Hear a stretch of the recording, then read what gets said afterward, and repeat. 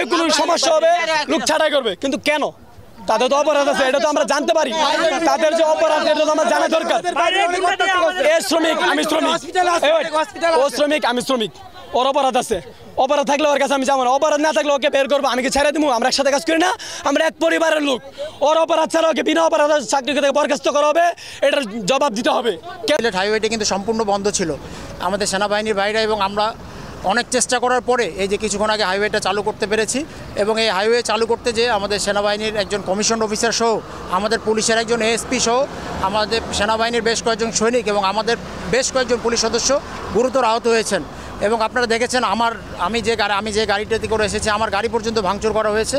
তারপরেও আমরা দেশের অর্থনীতির প্রয়োজনে, দেশের আইন শৃঙ্খলা পরিস্থিতি নিয়ন্ত্রণের স্বার্থে শ্রমিক ভাইদেরকে বোঝানোর চেষ্টা করেছি, ভাই আপনারা রাস্তায় নাশকতা বা ভাঙচুর করবেন না, আলোচনা টেবিলে এই জিনিসটা সমাধান সম্ভব। তো আমরা এখন যে পরিস্থিতি আপনারা দেখছেন, আমরা রাস্তাটা চালু করতে পেরেছি। শ্রমিক ভাইদের কাছে অনুরোধ থাকবে, আপনারা আলোচনা টেবিলে ফিরে আসেন, নাশকতা বা ভাঙচুর করবেন না। আমরা তো আজকে সকালে শোনার পরপরই কিন্তু আমরা স্পটে এসেছি এবং আমাদের সাথে পুলিশ এবং আর্মি মিলিয়ে আমরা কিন্তু এই রাস্তাটাকে ক্লিয়ার করার চেষ্টা করেছি। শ্রমিকরা যে দাবি দিয়েছে সেই দাবি নিয়ে আমরা ম্যানেজমেন্টের সাথে আজকেই বসবো।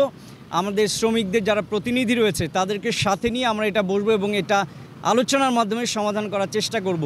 এবং শ্রমিক ভাইদের প্রতি অনুরোধ থাকবে, রাস্তাতে কোনো গাড়ি ভাঙচুর করে, রাস্তার প্রতিবন্ধকতা তৈরি করে কোনো ধরনের দাবি আসলে আদায় করা সম্ভব না। বরঞ্চ আমরা যদি টেবিলে বসে আলোচনা করি, যে কোনো দাবি আমরা আলোচনার মাধ্যমে এটি সমাধান করতে পারবো। আমাদের পুলিশ এবং আর্মির তথ্য মতে আমাদের 7 থেকে 8 জন গ্রেপ্তার হয়েছে, তাদের ব্যাপারে মামলা প্রক্রিয়াধীন।